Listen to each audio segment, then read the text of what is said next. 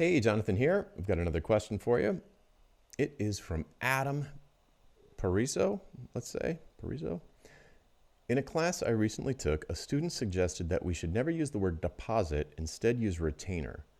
It has to do with not legally being able to to keep a deposit, even if a contract says non-refundable. Thoughts? All right, couple of landmines here. First, nothing that comes out of my mouth should be taken as legal advice. I I am a handshake type of person. It's never bit me in the past with clients. I hope it never does, knock on wood. But whether or not you're worried about legally, blah, blah, blah, blah, all of a sudden I'm like, it sounds like you don't trust your clients. Maybe you should start working with better clients. So whenever it comes to like legal stuff and paperwork, what's that for? I mean, I think the way a lot of freelancers treat it and consultants treat it is that it is protection. I don't think that's the right way to treat it. If you're going to do, you're defending you're like, it's a prenup, like getting married, and like, hey, you mind if we sign a thing that says that if I ever leave you or you ever leave me, you can't touch my money. It starts the relationship off on a wrong foot. If you're going to do paperwork, which I don't, I just do a proposal. That's it.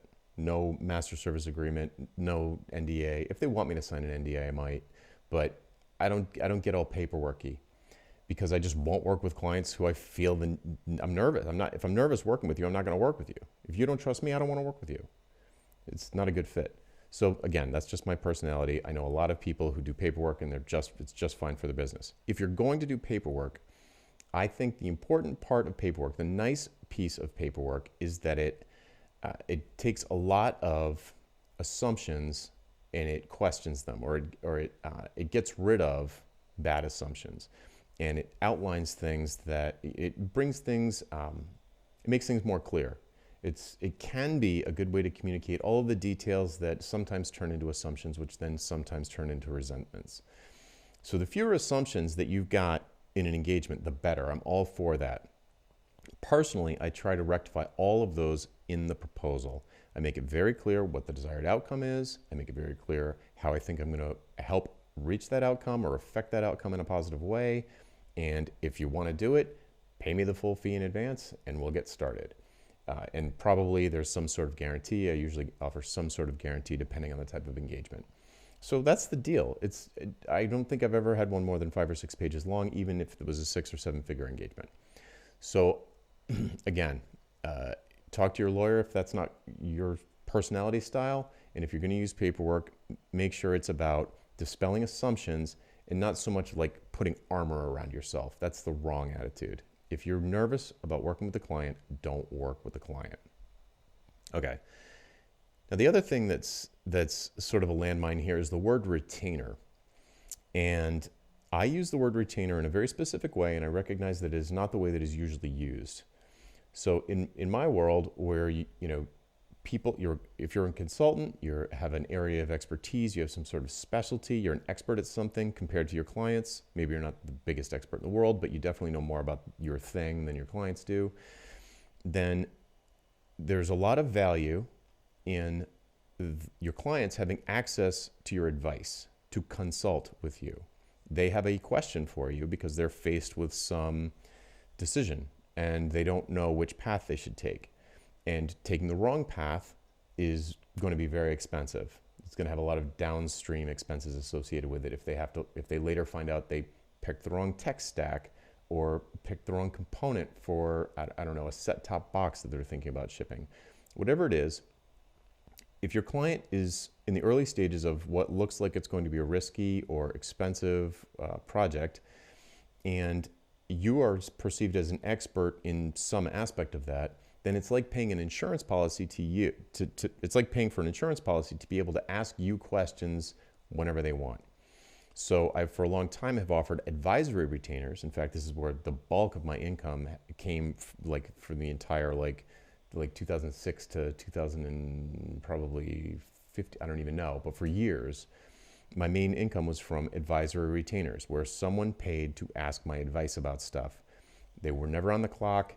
They didn't have to worry about what the topic was. They could ask me anything they wanted, whenever they wanted, as much as they wanted. And for that access, and I would get back to them like right away, 90 minutes usually during the day, during business hours, but never more than 24 hours, even on weekends. So these clients, if they're faced with a really, really risky or expensive proposition, they will pay that insurance policy to be able to ask you questions. It's just a risk mitigation technique on their end. They want to minimize the likelihood of them getting burned by having access to an expert in some aspect of this project. It's pretty straightforward. Now, the thing that most people mean when they say the word retainer is the sort of lawyer style retainer, which is really just prepayment for hours. So, it's $10,000 for 50 hours or whatever the math works out to. To me, that's not a retainer. It's a little bit better than billing in arrears on an hourly basis, but it doesn't there are many problems that still remain. You still have to keep timesheets. You still can end up in arguments about why did this take you so long? How come you didn't get more done? Those sorts of things. So using a block of hours style retainer, like 50 hours a month or something like that, it's better than just normal hourly billing, but it's still very problematic. Because you can't deliver 50 hours in fewer than 50 hours. You have to deliver 50 hours. Doesn't matter how fast you do anything. It has to take 50, you have to give them 50 hours. So there's no way to get more efficient. It's impossible. So if you want to get more efficient, and that's where profits come from, you want to get more effective, delivering better results sooner, that's where more profits come from. You can't be selling hours, even in blocks, and expect to ever get better. The only thing you'll ever do is get faster, which makes you less money. So it doesn't make any sense. So, so the word retainer, I only use it in cases where we're talking about access to my smarts, access to my brain, a hotline to my expertise. That to me is the ideal use of a retainer.